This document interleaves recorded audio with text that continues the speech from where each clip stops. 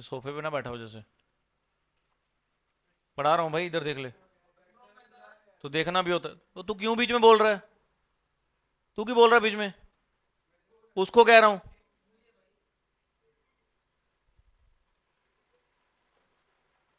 साले पेपर तुम लोगों ने देने हैं, मेहनत मैं करा रहा हूँ, फिर भी चीख रहे हो। का मतलब क्या था कि ये आपको क्या करते हैं, गाइड। ये एक तरह का रूल नहीं है, ये आपको गाइडलाइंस है, मर्जी है आपकी मानना या ना मानना। यहां तक कहानी समझ में आती है? पढ़ो। हो गया। Principle management are broad and general guidelines for decision making and behavior of manager। ये जो 14 प्रिंसिपल्स हैं, ये आपको क्या करते हैं, गाइड। आपके बिहेवियर को क्या करते हैं, चेंज। मतलब अगर आपकी कंपनी में किसी भी तरह की प्रॉब्लम आ गई तो आपने अपने हिसाब से नहीं, आपने अपने हिसाब से बिहेव नहीं करना, आपके किसके हिसाब से बिहेव करना है, प्रिंसिपल्स के अकॉर्डिंग। तो सबसे पहले मैं आपको इसके 14 प्रिंसिपल्स कराऊंगा। ये देखे देखे लग रहे होंगे, ध्यान दो। किसी को याद है? Division of work, authority, responsibility, discipline, unity of command, unity of direction, subordination of individual interest over general interest, remuneration, centralization, decentralization, scale chain, order, equity, discipline and spirit of the corps। याद है कुछ? समझाओ। था क्या? चलो एक एक करके करते हैं। सबसे पहले ये प्रिंसिपल्स आपको इसलिए दिए गए कि आपको कंपनी को सक्सेसफुल करना है, तो इन प्रिंसिपल्स का यूज करो। Principle number 1, division of work. Division of work क्या कहता है कि अगर काम का वर्कलोड बढ़ रहा है तो काम को भी डिवाइड करो, हर बंदे को एक काम दो। डिवीजन वो कहता है वन मैन वन जॉब। एक बंदे को जब एक जॉब दोगे तो वो अपने उस काम को बार बार करेगा और उस काम में क्या हो जाएगा, स्पेशलाइज। और इससे कहीं ना कहीं आपकी कंपनी को बेनिफिट मिलेगा। और अगर एक बंदे को 10 काम दोगे तो वो कहीं ना कहीं कंफ्यूज रहेगा, कंपनी को सक्सेसफुल नहीं कर पाएगा। पहला प्रिंसिपल समझ में आता है? पहला प्रिंसिपल का नाम डिवीजन ऑफ। दूसरा अथॉरिटी एंड रिस्पॉन्सिबिलिटी। क्या था authority and responsibility? Authority means power देना, रिस्पॉन्सिबिलिटी मीन काम देना। अगर आप किसी को जिम्मेवारी दे रहे हो तो उसको पावर भी दो काम करने की। अगर आप किसी को रिस्पॉन्सिबिलिटी दे रहे हो तो अथॉरिटी भी दो काम करने की। यहां तक फंडा समझ में आता है? एग्जाम्पल के तौर पे आपको हर बार एक ही देता हूँ कि आपके पेरेंट ने यहाँ पे पढ़ने के लिए भेजा तो उन्होंने रिस्पॉन्सिबिलिटी दी, पढ़ाने के लिए साथ में पावर दी, ना पढ़े तो लगाओ इनके जो लगाना है, कोई दिक्कत नहीं है। अथॉरिटी एंड रिस्पॉन्सिबिलिटी हमेशा साथ साथ चलती है। विदाउट अथॉरिटी रिस्पॉन्सिबिलिटी किसी काम की नहीं, विदाउट रिस्पॉन्सिबिलिटी अथॉरिटी भी किसी काम की नहीं। ये हैंड टू हैंड चलती है। पहला पॉइंट। दूसरा पॉइंट, डिसिप्लिन में आपने जिसको जो जो वादे करे हैं आपने मुकरना नहीं। आपने किसी को बोला कि 3 महीने इस लेवल पे काम करो, प्रमोशन दे देंगे तो देंगे। सुबह टाइम पे आना है, टाइम पे जाना है। हर एक चीज में आपने अपने वर्ड्स पे रहना, अपने वर्ड से बाहर नहीं आना। पहले इन तीनों को पढ़ो। पहला पॉइंट पढ़ लिया। एक कंपनी में बहुत सारे डिपार्टमेंट होते हैं, हर डिपार्टमेंट अलग बंदे को दो और उसकी स्पेशलाइजेशन के अकॉर्डिंग दो। एक बंदे को सारे काम नहीं देने। पहला क्लियर? दूसरा, सारे एग्जाम्पल साथ साथ पढ़ने। Authority means the right to give orders and obtain obedience aware. इसमें क्या कह रहा है वो, पावर दो। और आगे रिस्पॉन्सिबिलिटी मीन्स ऑब्लिगेशन, जिम्मेवारी। और ये दोनों साथ साथ चलेंगी। इनमें आपको क्या बना के रखना पड़ेगा, बैलेंस। इसका एग्जाम्पल पढ़ो। तीसरा क्या था, डिसिप्लिन। आपने जिसके साथ जो जो एग्रीमेंट करे हैं, जो जो वादे करे हैं, मुकरना नहीं उस वादों पे। पढ़ो तीसरा मीनिंग। एग्जाम्पल समझ आ गए तीनों? पहला पॉइंट क्या था, डिसिप्लिन। दूसरा पॉइंट क्या, अथॉरिटी एंड रिस्पॉन्सिबिलिटी। और तीसरा पॉइंट क्या था, तीसरा डिसिप्लिन था। पहला डिवीजन ऑफ वर्क, दूसरा था अथॉरिटी एंड रिस्पॉन्सिबिलिटी, तीसरा क्या था, डिसिप्लिन। पहला काम बांटो, दूसरा पावर के साथ साथ काम दो, तीसरा हर काम डिसिप्लिन में करो, आप अपने एग्रीमेंट्स के हिसाब से रहो। इसके बाद चौथा पॉइंट क्या है, यूनिटी ऑफ कमांड और यूनिटी ऑफ डायरेक्शन में फर्क बताओगे? यूनिटी ऑफ कमांड कहता है कि हर एक बंदे को ऑर्डर देने वाला एक ही बंदा हो। मतलब एक बंदे का एक ही बॉस हो, दो बॉस नहीं होने चाहिए। मैंने एग्जांपल दिया था प्रिंसिपल का। एक स्कूल में दो प्रिंसिपल क्यों नहीं होते? कि अगर एक स्टूडेंट को दो प्रिंसिपल ऑर्डर देंगे तो स्टूडेंट क्या हो जाएगा, कंफ्यूज, कभी वो काम नहीं कर पाएगा। ऐसे ही कंपनी के अंदर एक बंदे के ऊपर एक बॉस होना चाहिए, दो बॉस होंगे तो वो कंफ्यूज हो जाएगा। यूनिटी ऑफ कमांड इसको कहते हैं। यूनिटी ऑफ डायरेक्शन इसका एक्सटेंशन वर्जन है। क्या है? एक्सटेंशन का मतलब होता है यूनिटी ऑफ कमांड के तो सारे फीचर्स यूनिटी ऑफ डायरेक्शन में है ही हैं, बट एक नया फीचर ऐड हो जाएगा। उसमें क्या था, हर बंदे का एक बॉस। इसमें होगा हर एक प्लान का एक बॉस होना चाहिए। डिफरेंस समझो, एक बंदे का एक बॉस, एक प्लान का एक बॉस। एक प्लान एक का बॉस का मतलब ये है कि एक कंपनी में अगर 3 प्लान हैं, एक ए प्रोडक्ट बनाता है, बी बनाता है, सी बनाता है, तो एक बंदे को एक प्रोडक्ट दो, बी बंदे को दूसरे को दो, सी बंदे को तीसरे को दो। ये कहानी समझ में आती है? अगर एक कंपनी फोन भी मैन्युफैक्चर कर रही है, बाइक भी कर रही है, तो गाड़ी कर रही है। अगर एक ही बंदे को तीनों यूनिट संभालने को दोगे तो वो पागल हो जाएगा। फोन के लिए अलग, गाड़ी के लिए अलग, बाइक के लिए अलग, यूनिटी ऑफ डायरेक्शन। ये दो समझ में आते हैं। यूनिटी ऑफ कमांड क्या कहता था? एक बंदे के कितना बॉस होना चाहिए? एक। यूनिटी ऑफ डायरेक्शन क्या कहता था? It is an extension version of unity of command, but इसमें क्या ऐड करना है कि हर एक प्लान का भी कितना बॉस होना चाहिए? एक बॉस। पढ़िए जरा। आपको एग्जांपल समझ में आ गया? एक बंदे को कितने जाने ऑर्डर दे रहे हैं? दो। एक बंदा क्या कह रहा है? 10%, दूसरे वाला क्या कह रहा है? तो यहां पे कंट्रोवर्सी खड़ी हो जाएगी। ये समझ में आता है? और यूनिटी ऑफ डायरेक्शन क्या कहता है? Each group of the having the same objective must have one head and one plan. एक प्लान का एक हेड होना चाहिए। एग्जांपल पढ़ो जरा। यहां तक समझ आ गया? इनके जल्दी से डिफरेंस पढ़ लो, आपको पता होना चाहिए, पढ़ लो एक बारी। पढ़ लिया डिफरेंस? नहीं पढ़ा तो आपको पीपीटी भेजी हुई है, देख लेना एक बारी। पहला पॉइंट क्या था? Division of. दूसरा पॉइंट क्या था? तीसरा डिसिप्लिन। चौथा यूनिटी ऑफ कमांड। पांचवा यूनिटी ऑफ डायरेक्शन। पांचों क्लियर हो गए? काम डिवाइड करो, पावर के साथ रिस्पॉन्सिबिलिटी दो, अपने एग्रीमेंट से नहीं मुकरना, एक बंदे का एक हेड, एक प्लान का एक हेड। इसके बाद अगला आता है subordination of individual interest over general interest. हर एम्प्लॉय को कंपनी के बारे में सोचना है, अपने इंटरेस्ट के बारे में नहीं सोचना। सबऑर्डिनेट को अपने इंटरेस्ट के बारे में नहीं सोचना, किसके इंटरेस्ट के बारे में सोचना है? कंपनी के। एग्जाम्पल चलो इसमें देखते हैं क्या लिखा हुआ है। इसमें तो सिर्फ इतना ही बताया गया कि उसको अपने इंटरेस्ट के बारे में, फैमिली के इंटरेस्ट के बारे में नहीं सोचना, किसके बारे में सोच रहे हैं? कंपनी के बारे में। एग्जाम्पल याद होगा, मैंने आपको दिया था कि एक रॉ मटेरियल खरीदने गया एक कंपनी का एम्प्लॉय, उसने रॉ मटेरियल अपने फादर से खरीदा, फादर ने महंगा दे दिया, फादर को तो प्रॉफिट हो गया, किसको नुकसान हो गया? उसने प्रिंसिपल नहीं पढ़ा। वो प्रिंसिपल क्या कहता है कि आपको अपनी फैमिली, अपने बारे में नहीं सोचना, किसके बारे में सोचना है? कंपनी के बारे में पहले सोचना है। तो पॉइंट क्या? Subordination of individual interest over. पहला पॉइंट बोलो क्या था? दूसरा क्या था? तीसरा क्या था? चौथा क्या था? पांचवा क्या था? छठवां क्या था? Subordination of individual interest over general interest. अगला तो आता होगा सेंट्रलाइजेशन, सॉरी रेम्युनरेशन एम्प्लॉयज। जिसकी जितनी सैलरी बनती है उतनी दो, जितने टाइम पे बनती है उसी टाइम पे दो, ना लेट करो ना जल्दी दो। यहां तक समझ आता है? यहां तक समझ आता है? कोई दिक्कत? सैलरी जितनी बनती है उतनी दो, टाइम पे दो, ज्यादा नहीं देनी, लेट भी नहीं करनी। इसको बोलता है रेम्युनरेशन टू एम्प्लॉयज। पहले दो पढ़ लेते हैं। सेंट्रलाइजेशन एंड डिसेंट्रलाइजेशन क्या होता है? Power in one hand is called. Power बांट दी तो? जब एक कंपनी में सारी पावर एक बंदा अपने हाथ में रखेगा तो वो सेंट्रलाइजेशन। अगर थोड़ी थोड़ी पावर सब में बांट देगा तो? अंबानी ने पावर सेंट्रलाइज करी होगी या डिसेंट्रलाइज? कुछ पावर्स इंपॉर्टेंट अपने हाथ में रखी होंगी, उसको सेंट्रलाइज किया, और जो उसको बांटनी पड़ी वो क्या करी? डिसेंट्रलाइज। क्यों करनी पड़ी? लाखों करोड़ों एम्प्लॉयज को अकेला नहीं संभाल सकता अंबानी, उसने सबको थोड़ी थोड़ी पावर दी कि तू इनको संभाल, तू इनको संभाल। उसको बोलते हैं सेंट्रलाइजेशन एंड डिसेंट्रलाइजेशन। इतना समझ में आता है? पहला पॉइंट बोलना क्या था? दूसरा क्या था? दूसरा क्या था? तीसरा? चौथा? पांचवा? छठवां? Subordination of individual interest over general interest, remuneration to employees. पढ़ो जरा इसको, पढ़ो इसको। यहां तक क्लियर है? रेम्युनरेशन में अपनी जो उसकी सैलरी है वो उसको फेयर रखो, जिसका फायदा बंदे को भी हो, कंपनी को भी हो। चलो इसके बाद अगले पॉइंट्स क्या थे? स्केलर चेन तो याद होगा। क्या था स्केलर चेन? कोई भी मैसेज पास होगा तो किसके थ्रू पास होगा? हर एक लेवल के थ्रू पास होगा, उससे पहले नहीं होगा। ट्रायंगल याद है? अगर ए ने बी को मैसेज देना तो? ए ने बी को मैसेज देना तो? ए ने सी को देना तो ए बी को देगा, बी सी को देगा, सी डी को देगा। यही था, आया ना? और अगर आपको जवाब देना तो भी किसके थ्रू जाएगा? लेवल्स के थ्रू जाएगा। डी बताएगा सी को, सी बताएगा बी को, बी बताएगा ए को। इसमें क्या रहेगा? ट्रांसपेरेंसी रहेगी। किसमें? कंपनी में। पूरी ऑर्गेनाइजेशन को पता होगा कि कंपनी में एक्चुअल में चल क्या रहा है, कोई छुपेगा नहीं, कोई पंगा नहीं होगा। ये कहानी समझ में आती है? बट अगर कोई इमरजेंसी केस आ गई तो आप जाकर डायरेक्टली मैसेज दे दो, तो उसको क्या वर्ड किया था? Gang plank. याद है ये कहानी? चलो एक बार फिर से। पहला पॉइंट क्या था? Division of work. दूसरा क्या था?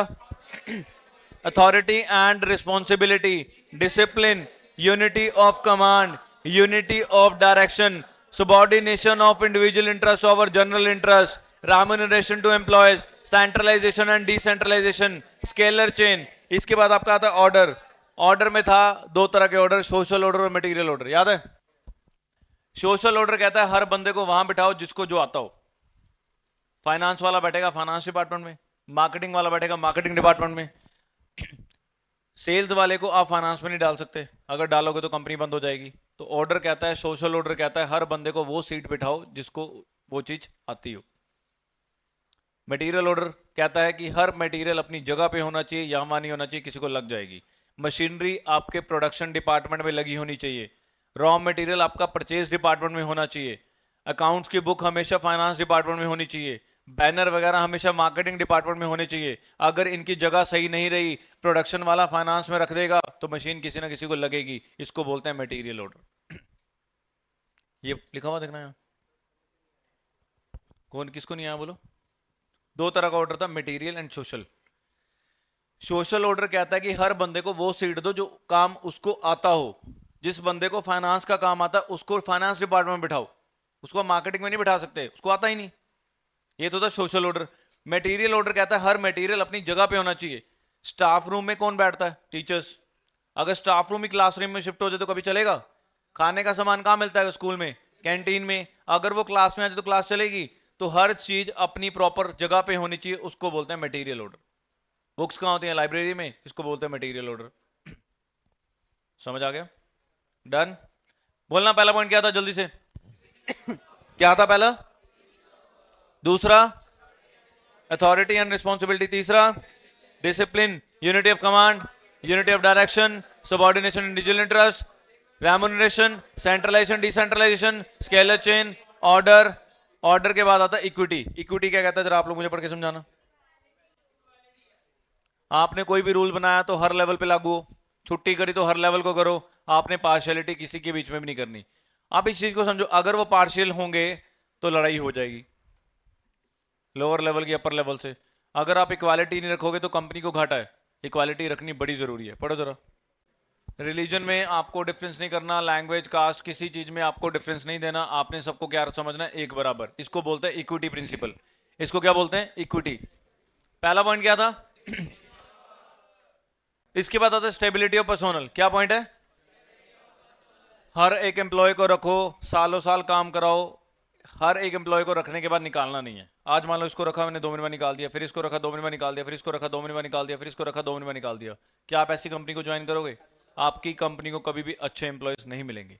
स्टेबिलिटी का मतलब एक अच्छे एम्प्लॉय को ढूंढो, उसको पूरी ट्रेनिंग दो, फिर उससे कंपनी में बिठाओ और लंबे टाइम काम कराओ। That is called stability of personnel. Personnel का मतलब एम्प्लॉयज को स्टेबल रखो, बार बार बाहर ना करो। टेन्योर समझते हो ना क्या होता है? Time period. इनिशिएटिव का प्रिंसिपल क्या था? कि अगर वर्कर्स आपके पास कोई आइडिया लेके आते हैं तो उन्हें भगाओ मत, उनकी सुनो, आपका फायदा है। क्योंकि वर्कर जुड़े होते हैं मेन प्रोडक्ट लाइन से, उनको पता है प्रोडक्ट को इनोवेशन कैसे की जा सकती है। अगर उसके पास कोई आइडिया हो तो सुनो, भगाओ मत। अगर आप उसकी सुनोगे तो उसका मिलेगा फायदा। पढ़ो इनिशिएटिव में क्या लिखा हुआ है, आगे समझ। और लास्ट स्पिरिट द कॉप क्या कहता है? कि अगर आप सक्सेसफुल हो जाओ तो मैनेजर को कभी ये वर्ड यूज नहीं करना कि मेरी वजह से सक्सेसफुल हो। क्या वर्ड यूज करना है? हम सब ने मेहनत करी तभी हम इस पोजीशन पे आए हैं, मेरी अकेले की मेहनत नहीं है। आपको मोटिवेट करके रखना अपने वर्कर्स को। पढ़िए, इसे वर्ड क्या है? आई नहीं यूज करना, वी यूज करना है। अगर आप सक्सेसफुल हो जाओ तो मैनेजर को ये लैंग्वेज यूज करनी है कि मेरी अकेले की वजह से ये कंपनी सक्सेसफुल नहीं है, सारे वर्कर्स ने मिलकर मेहनत करी है। आपको आई वर्ड यूज नहीं करना, आपने सबने मिलकर मेहनत करी है, वी वर्ड यूज करना है। सारे प्रिंसिपल याद हो गए? चलिए अब बोलो पहला प्रिंसिपल क्या था?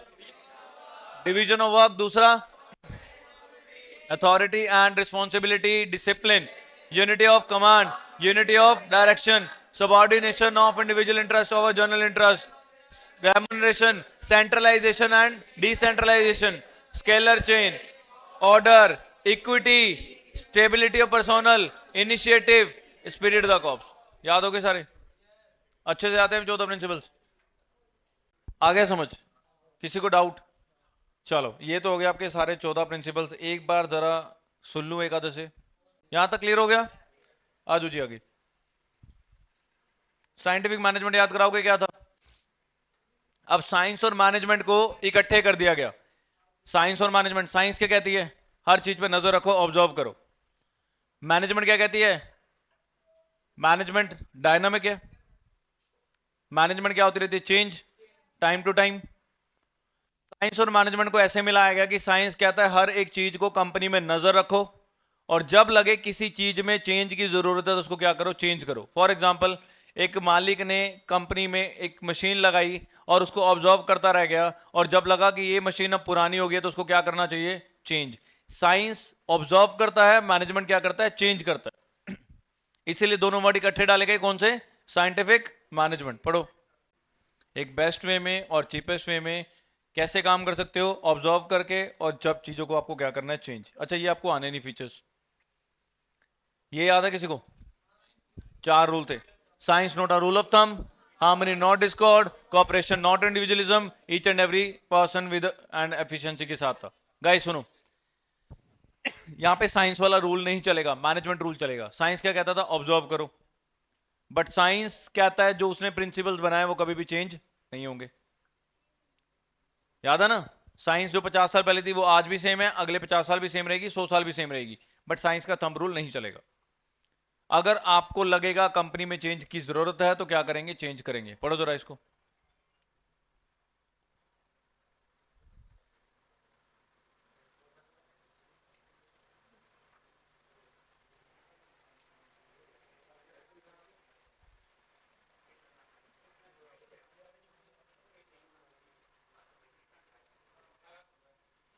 इक्वालिटी प्रिंसिपल पे बिलीव नहीं करता मैं।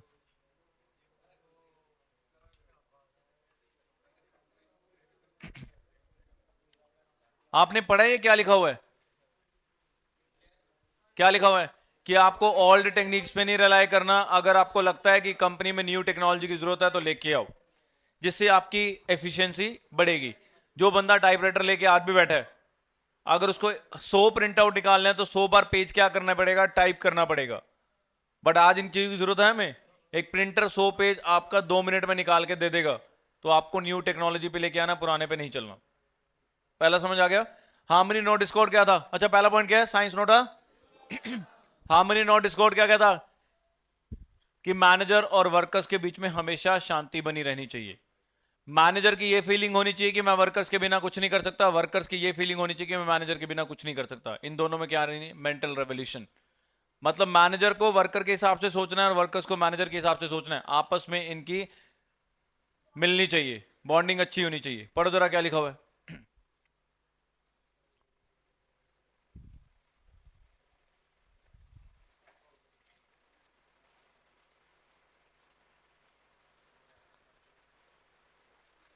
आपको क्या नहीं करना, कंपटीशन नहीं करना, क्या करना है, कोऑपरेशन करना है। ये फंडा समझ आता है। किनके बीच में, मैनेजर और वर्कर्स के बीच में आपका बॉन्ड अच्छा होना चाहिए, दोनों को मिलकर रहना है, कंपटीशन में नहीं आना, कोऑपरेशन में आना है। ये कहानी क्लियर होगी। पहला पॉइंट क्या था, हार्मनी नॉट।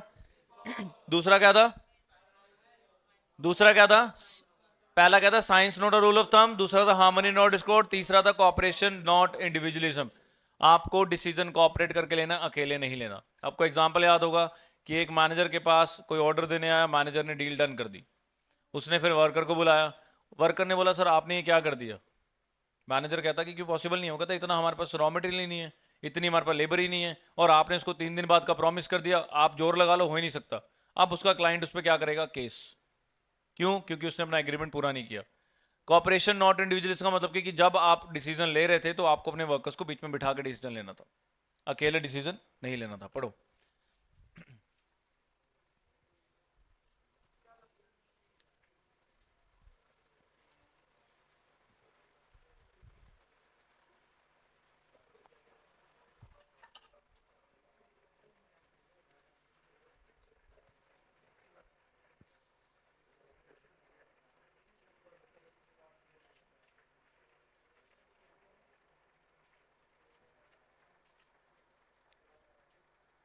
इसमें थोड़ा सा नहीं लिखी हुई वो लाइन आपको ध्यान रखनी है केस स्टडी के टाइम पे, कि आप जब भी डिसीजन लोगे तो क्या करोगे, मिलके लोगे।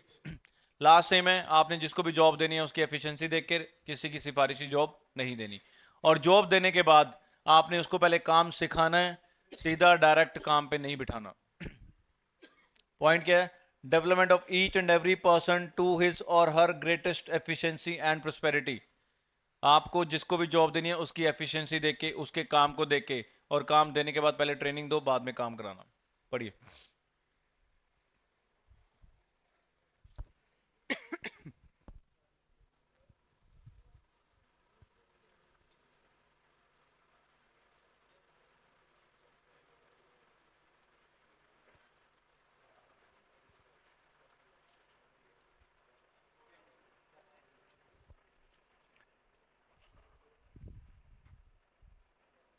ये घर पे कर लोगे या कराऊं एक आधी?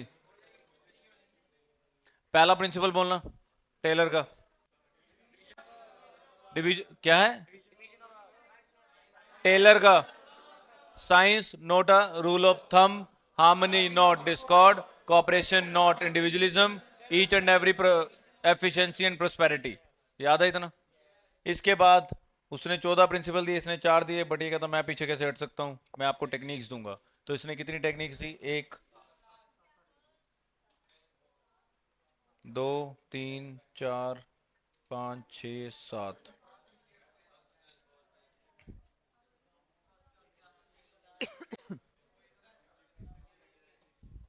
तीन पीछे रह गया, फिर भी कोई गल नहीं।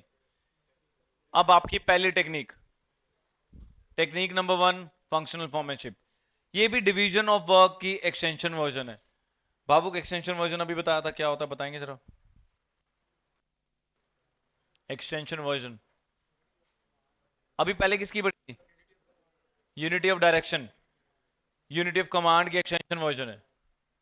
क्या थी unity of direction? Extension version क्या होता है गुरकीरत?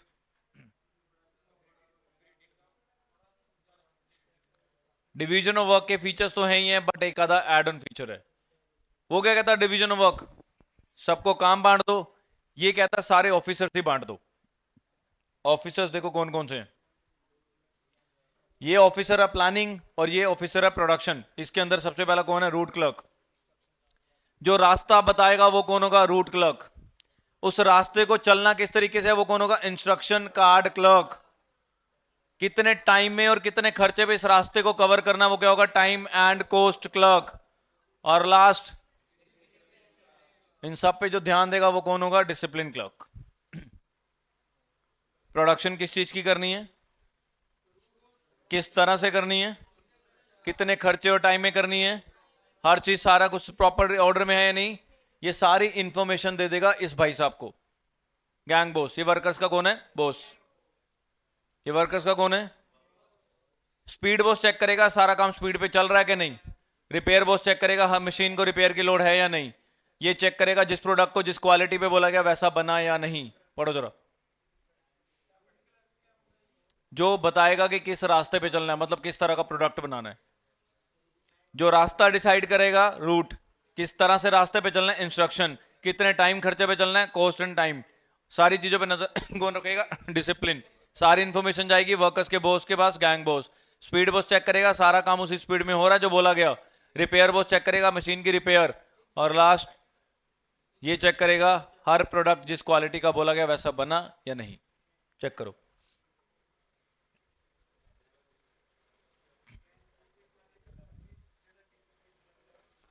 बोलना पहला बॉस कौन सा था? पहला क्लर्क रूट, दूसरा इंस्ट्रक्शन कार्ड, तीसरा टाइम एंड कॉस्ट, चौथा ये सारी information pass to gang boss, speed boss, repair boss, inspector. पढ़ लिया? इसके बाद आपका आता है वर्क स्टडी। वर्क स्टडी में 4 तरह की स्टडीज आती हैं, याद है? Method, motion, fatigue, time. Method study कहता है कि आपको कंपनी के लिए जो सबसे बेस्ट मेथड हो उसका यूज करो। पहला क्या है? पहला क्या है? मेथड। आपकी कंपनी के लिए बेस्ट मेथड कौन सा है ये बताएगा मेथड स्टडी। आपकी कंपनी पे लेबर इंटेंसिव लगती है तो लेबर लगाओ, आपकी कंपनी में कैपिटल इंटेंसिव लगती है तो कैपिटल इंटेंसिव लगाओ, जो टेक्निक लगती है उस टेक्निक को लगाओ, वो कहता है मेथड स्टडी। पढ़ो। पढ़ लिया? मेथड स्टडी समझ में आ गया? मोशन स्टडी, हर एक बंदे के मोशंस को रिकॉर्ड करो, पता लग जाएगा कौन काम कर रहा है कौन नहीं कर रहा। जो काम नहीं कर रहा वो मोशंस को एलिमिनेट करो, उससे काम कराओ। इसको क्या बोलते हैं? आपको एग्जांपल दिया था कार रिपेयर वाला, कि एक बंदा कार रिपेयर कर रहा है, उसकी टूल बॉक्स दूर पड़ी है, वो टूल उठाता है, जाता है, फिर टूल लेके आता है, फिर जाता है, फिर टूल लेके आता है। तो मालिक ने रिकॉर्ड करे हर मोशंस को, उसको पता लगे ये टाइम वेस्ट कर रहा है इतने में। उसने टूल बॉक्स उठा के कहां रख दिया? गाड़ी के साथ। टाइम बच गया, काम बढ़ गया। यहां तक समझ आ गया? पहला पॉइंट क्या था इसका? फंक्शनल फॉर्मैनशिप। दूसरा क्या था? वर्क स्टडी के अंदर आती है पहले मेथड, दूसरी आती है मोशन। पढ़ना जरा मोशन। पढ़ लिया? पहला कौन सा था? फंक्शनल। उसमें 8-9 नाम क्या थे? पहला क्या था? रूट क्लर्क, दूसरा इंस्ट्रक्शन कार्ड बोल नहीं रहे हो आप लोग, पहला रूट क्लर्क, दूसरा इंस्ट्रक्शन कार्ड क्लर्क, तीसरा टाइम एंड कोस्ट, चौथा डिसिप्लिनरी, पास करेगा gang boss, speed boss, repair boss, और लास्ट अगला पॉइंट मेथड, अगला पॉइंट मोशन। फैटीग सबको फैटीग सबको समझ में आता है? काम करने के बाद ब्रेक दो, खाएगा पिएगा, एनर्जी गेन करेगा, वापस जाके काम करेगा, उसको बोलते हैं फैटीग स्टडी। पढ़िए, पढ़ लिया? ये हो गया, फैटीग हो गया। इसके बाद है डिफरेंशियल वेज पे सिस्टम। टाइम रहेगा मुझे पता। डिफरेंशियल वेज पे सिस्टम है कि एफिशिएंट वर्कर की वेज रेट अलग बनाओ, इनएफिशिएंट वर्कर की वेज रेट अलग बनाओ। अगर दोनों को सेम वेज रेट मिलेगा तो दोनों निकम्मे हो जाएंगे। जो अच्छा काम कर रहा है उसको ज्यादा पैसे दो, जो अच्छा काम नहीं कर रहा उसको कम पैसे दो। इसको बोलते हैं डिफरेंशियल वेज पे सिस्टम। इसमें एग्जांपल गिवन है नहीं गिवन? बुक में एक एग्जांपल गिवन होगा कि मालिक ने बोला कि एक दिन में 10 शर्ट्स बनानी है। अगर 10 शर्ट्स बनाते हो तो हर शर्ट का आपको 50 रुपए पीस मिलेगा। कितना लेके जाएगा वो? अगर आप 10 से एक भी कम बनाते हो तो 40 रुपए पीस मिलेगा। 9 बनाए तो कितना लेके जाएगा? 360। कितना कम मिला? तो बंदा 140 रुपए कमाने के लिए एक शर्ट बना के जाएगा ही जाएगा। ये फंडा समझ में आता है? डन। सिंप्लीफिकेशन एंड स्टैंडर्डाइजेशन क्या था?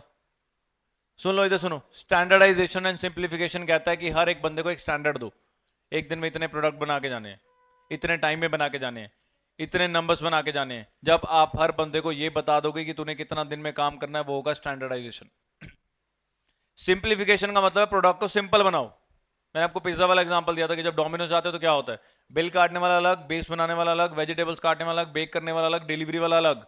इन्होंने प्रोडक्ट को सिंपल बना दिया। एक ही बंदा अगर पूरा पिज्जा बना के डिलीवर करके आया तो कभी काम चलेगा? मुश्किल हो जाएगा। अगर वो हजारों तरह के पिज्जा बेचेंगे तब भी मुश्किल हो जाएगा, इतनी वैरायटी पूरी नहीं कर सकते। बुक में एग्जांपल ये गिवन होगा, एक शू कंपनी है, वो बनाती है 6, 7, 8, 9, 10 नंबर। अगर वो 6.1, 6.2, 6.3 बनाने लग जाए तो क्या कंपनी कामयाब होगी? नहीं हो सकती। प्रोडक्ट को क्या करना है? सिंपल करना है। फीचर्स और वो रहेगा ना आपके प्रिंसिपल्स, ओ सॉरी इंपॉर्टेंस। अभी इसका पहला पॉइंट क्या था? Functional foremanship.